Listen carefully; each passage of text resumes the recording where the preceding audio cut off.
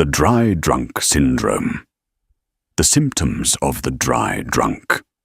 The rehabilitation process of the alcoholic who has decided to stop drinking is certainly a process that involves self-discipline, tolerance, patience, and consistency in order to reach the goal, all within a framework of humility, willingness, and an open mind to follow the Alcoholics Anonymous program and allow oneself to be helped by others who can do so. Abstinence is only the first step for someone who has decided to rehabilitate, but the true goal is sobriety. Perhaps many still confuse the difference between abstinence and sobriety. Abstinence is simply stopping drinking, but without achieving a real change in all of those character defects and old patterns that had led to an unmanageable life, while sobriety implies not only stopping drinking, but gradually experiencing a profound change in all those negative aspects of personality. Many members of Alcoholics Anonymous who do not properly follow their program frequently suffer emotional relapses that hinder sobriety. These emotional relapses constitute a set of symptoms that produce a state of discomfort and unhappiness in the non-active alcoholic, which is known as the dry drunk syndrome. It is called dry drunk because the person who suffers from it exhibits all the typical disturbances of an unmanageable life, despite abstaining from drinking. This syndrome can be recognized by the presence of 8 characteristic symptoms, which are the following: tendency to exaggeration, childish behavior, persistent dissatisfaction, denial of their non-alcoholic reality, rationalization of their neurotic problems, persistence of family problems, inappropriate behavior in Alcoholics Anonymous, and recurrent anxiety and depression. Next, we will explain each one of them in detail. 1. Tendency to exaggeration. The one who suffers from a dry drunk tends to go from one extreme to another, showing an inability to remain in the middle ground. If before they felt guilty and self-devalued due to active alcoholism, now they tend to inflate their own abilities, intelligence, and judgment. They feel they possess the truth and think they have the right to tell everyone what they should do and what is right and wrong. They become very rigid and strict in judging others, often falling into the defect of seeing the speck in another's eye, but not the beam in their own. They also tend to live beyond their means and continue being boastful and showy. As when they used to get drunk, they become impatient and do not tolerate frustration. If the desired satisfaction does not come quickly enough, they react with indignation and frustration. This makes them irritable and impatient. 2. Childish behavior. Even though they no longer drink, many alcoholics continue to be like children in many ways. They easily become bored, distracted, or disorganized. They are inconsistent, never finish what they start, remain tied to lifelong emotional dependencies, and continue expecting others to solve their problems. They remain superficial and have great difficulty forming deep, solid, and mutually respectful relationships with others. They are not capable of appreciating aspects of life enjoyed by mature people. They are sentimental, hypersensitive, and frequently react with whims. 3. Persistent dissatisfaction. The non-active alcoholic with dry drunk feels permanently uncomfortable with themselves, but does not know why. They lack the ability to analyze their own conflicts. That is, they lack personal insight. There is a constant atmosphere of bitterness in everything around them, and all the discomforts of their past life repeatedly hover around them.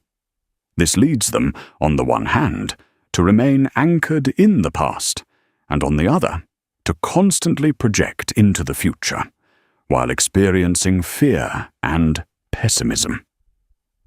They do not have a stable sense of reconciliation with themselves, and never fully come to terms with who they are.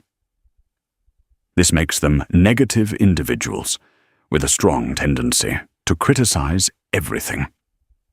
They have difficulty adapting to others, and repeatedly have conflicts with group members, friends, or family, whom they often use and even hurt with their attitudes. This is the typical AA member who nostalgically longs for their days of active alcoholism and does not feel happy despite having stopped drinking. 4. Denial of their non-alcoholic reality. Although this type of alcoholic has accepted their alcoholism and their decision to stop drinking, they have not surrendered their other character defects. They remain arrogant, selfish, dependent, and immature, but do not accept it. They constantly deceive themselves, attributing everything bad that has happened to alcohol, but never to the neurotic tendencies of their personality. For them, the only important thing is to stop drinking, and they think that thanks to abstinence, they have achieved perfection. Generally, they have never seriously worked on the 4th and 5th steps of the program. There is a great difference between what their group members think of them and what they think of themselves. They do not tolerate criticism and tend to frequently change groups to avoid being exposed. Many take refuge in service or speaking roles and talk more about others or about the theory of the program than about themselves. In this type of alcoholic, both family and close friends agree that abstinence has not been enough to produce a real change. 5. Rationalization of neurotic problems. Just as before they tried to justify their unmanageable drinking with various excuses, now they try to justify their neurotic tendencies with equally childish and absurd pretexts. A very common form of rationalization is criticizing others.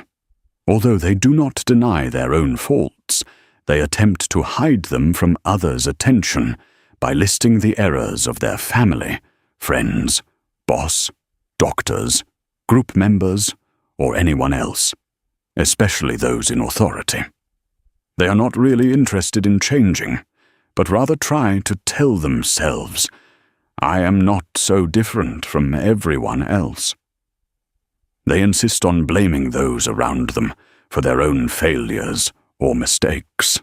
They always find a convenient reason not to attend AA meetings. These individuals are reluctant to attend spiritual retreats with a priest or psychotherapy with a psychiatrist, often speculating about the ignorance of priests and psychiatrists regarding alcoholism. But in reality, they are afraid of being exposed to themselves. As a result of this severe emotional avoidance of their own defects, they behave submissively.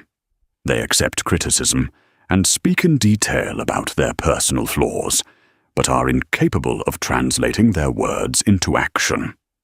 That is, their actions never match their promises. They also avoid drastic changes that require sacrifice or renunciation, showing great resistance to change. 6. Persistence of family problems. It is very typical for the dry, drunk alcoholic that, despite not drinking, they maintain the same family problems as when they were a problem drinker. They continue to be absent from home most of the time. Their spouse and children still do not feel their moral support. Family communication is not restored. Mutual resentments persist, and arguments and conflicts continue exactly as before. Jealousy or infidelity issues often persist, even after years of abstinence. Poor relationships with children, parents, or siblings are common. In many alcoholics, Dependency on the mother, spouse, or another family member also persists, with the same tendency as before, quitting drinking to be taken care of or expect others to solve their problems. In many cases of separation or divorce after joining AA groups, it was because the spouse did not perceive any positive change toward the family, despite abstinence. 7. Inappropriate behavior in Alcoholics Anonymous. This is a typical symptom of dry drunk. The dry drunk begins to misuse AA groups and forgets the program's objectives by not applying the traditions. The most frequent manifestations are A. Excessive criticism of speakers, trusted servants, and everyone in general. B. Arriving late and being more interested in group politics, gossip, or social relationships. C.